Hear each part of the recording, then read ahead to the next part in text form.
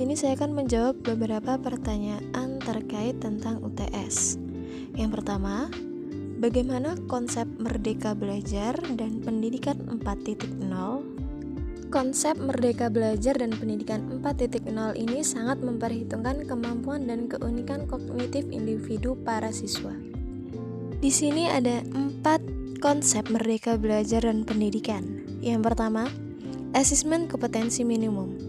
Perbedaan konsep pendidikan baru ini dengan kurikulum yang digunakan sebelumnya adalah siswa diharapkan mampu menunjukkan kemampuan minimum dalam hal literasi dan numerik. Fokusnya bukanlah sebanyak siswa mampu mendapatkan nilai melalui penugasan dari guru, tetapi bagaimana siswa mampu berpikir secara kritis menggunakan kemampuan kognitifnya. Yang kedua, survei karakter.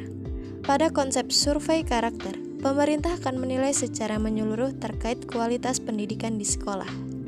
Bukan hanya tentang hasil belajar, tetapi juga ekosistem dan infrastruktur pendidikan yang tersedia. Dengan kata lain, pengembangan kualitas pendidikan bukan lagi tentang penerapan indikator kualitas tetap, tetapi berdasarkan data hasil survei terbaru terhadap sekolah. Yang ketiga, perluasan penilaian hasil belajar. Satu hal paling menarik dalam konsep Merdeka Belajar ini adalah adanya perluasan penilaian hasil belajar siswa yang tadinya hanya dari nilai ujian nasional menjadi penugasan dan portofolio. Kedepannya, siswa akan diberikan ruang untuk bisa mengembangkan diri mereka sesuai minat dan bakat. Dengan cara ini, stigma siswa pintar dan bodoh diharapkan bisa segera dihilangkan, sebab manusia memiliki bakat alami yang berbeda-beda dan tidak bisa ditentukan dengan tes formal saja. Yang keempat ada pemerataan kualitas pendidikan hingga ke 3T. Merdeka Belajar juga dapat diartikan keadilan terhadap akses pendidikan yang setara bagi seluruh siswa di Indonesia. Oleh sebab itu, pemerintah membuat kebijakan afirmasi dan pemberian kuota khusus bagi siswa yang tinggal di daerah 3T. Yang selanjutnya tentang apa rancangan perencanaan pembelajaran Al-Quran Hadis dan pembelajarannya yang Anda miliki dalam menyambut era pendidikan 4.0. Perubahan dalam kehidupan masyarakat saat ini sangat maju dan berkembang dengan menciptakan sesuatu yang baru. Dengan adanya perubahan-perubahan yang baru yang begitu cepat, pendidikan sebagai suatu bagian kehidupan masyarakat harus mempersiapkan berbagai perubahan yang terjadi agar dapat diantisipasi melalui upaya memperbaiki proses pendidikan dan pembelajaran. Ada 3 rancangan perencanaan pembelajaran yang dapat menyambut era pendidikan 4.0. Yang pertama, siswa mampu membaca dengan fasih dalam membaca, menerjemahkan isi dalam kandungan ayat serta dapat menyalin ayat-ayat pilihan.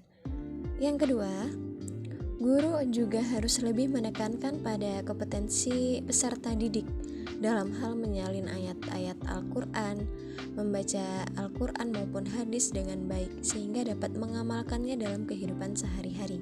Yang ketiga, pendidik mengajarkan tentang sejarah pembukuan Al-Quran dan hadis kepada peserta didik agar peserta didik mengerti tentang sejarah pembukuan Al-Quran dan hadis. Selanjutnya tentang bagaimana strategi pembelajaran Al-Quran hadis dan pembelajarannya dalam menghadapi tantangan era 4.0. Strategi pembelajaran yang digunakan oleh guru, terutama oleh guru pendidikan agama Islam dalam menghadapi tantangan era industri 4.0. Penggunaan strategi pembelajaran PAI yang harus disesuaikan dengan karakteristik peserta didiknya. Antara lain, yang pertama, guru memberikan blended learning, yaitu strategi pembelajaran yang memadukan sistem pendidikan tradisional dan modern. Guru membagi pertemuan pembelajaran membagi 2 kelompok, yaitu 80% menggunakan sistem tradisional dan 20% menggunakan sistem online. Blended learning adalah solusi pendidikan Islam, tentu dengan modifikasi hal tertentu yang memihak kepada khasana pendidikan Islam yang telah lama hidup dan berkembang di masyarakat. Yang kedua, peserta didik diberikan tugas untuk menyelesaikan suatu permasalahan dengan mencari solusi di web-web yang berisi konten pendidikan agama Islam yang sudah terpercaya kebenarannya. Kemudian dalam pengumpulan tugas, peserta didik mengirimkan tugasnya melalui email. Yang ketiga, guru mengajar dengan word processor atau WP, istilah untuk mengganti pembelajaran yang menggunakan Word. atau kata-kata sebagai konten melalui teknologi komputer. Yang keempat, guru melakukan pembelajaran dengan sistem online, yaitu dengan memantau aktivitas dan memberikan arahan kegiatan positif peserta didik di sosial media, sehingga peserta didik dapat merasakan manfaat positif dari kemajuan teknologi yang begitu pesat dan dapat mengurangi pengaruh negatif dari canggihnya teknologi tersebut. Selanjutnya, bagaimana pengembangan media pembelajaran Al-Quran Hadis dan pembelajarannya yang sesuai dengan era pendidikan 4.0. Media pembelajaran merupakan alat yang dapat membantu guru dalam proses belajar mengajar dan berfungsi untuk membantu dalam menyampaikan pesan kepada siswa, sehingga siswa dapat mencapai tujuan pendidikan dan hasil belajar siswa menjadi lebih baik. Dengan media pembelajaran, maka kualitas belajar menjadi meningkat, karena tidak hanya guru yang aktif memberikan materi kepada siswa, tetapi siswa juga dapat aktif di dalam kelas dan terlibat dalam proses pembelajaran, sehingga siswa lebih mudah menerima materi yang disampaikan oleh guru. Ada beberapa hal yang dapat meningkatkan hasil belajar siswa dengan adanya media pembelajaran ini. Yang pertama, proses belajar mengajar menjadi lebih mudah dan menarik. Dengan adanya media pembelajaran, guru dapat menyampaikan materi pembelajaran menjadi lebih menarik dan mudah dimengerti oleh siswa, sehingga siswa dapat mengerti dan memahami pelajaran dengan mudah. Yang kedua, efisiensi belajar siswa dapat meningkat. Siswa yang belajar dengan menggunakan media akan belajar lebih efisien karena sesuai dengan tujuan pembelajaran. Yang ketiga, membantu konsentrasi belajar siswa. Media pembelajaran yang menarik dan sesuai dengan kebutuhan siswa, maka dapat membantu konsentrasi belajar siswa di dalam kelas dalam menerima materi yang diberikan oleh guru. Contoh media yang digunakan guru untuk menyampaikan materi. Yang pertama, gambar atau proyeksi melalui overhead projector dapat menenangkan dan mengarahkan perhatian siswa atau peserta didik kepada pelajaran yang akan mereka terima. Dengan demikian, kemungkinan untuk memperoleh dan mengingat isi pelajaran semakin besar. Yang kedua, ada video animasi, sebuah gambar bergerak yang berasal dari kumpulan berbagai objek yang disusun secara khusus sehingga bergerak sesuai alur yang sudah ditentukan pada setiap hitungan waktu. Objek yang dimaksud adalah gambar manusia, tulisan teks, gambar hewan, gambar tumbuhan, gedung, dan lain sebagainya.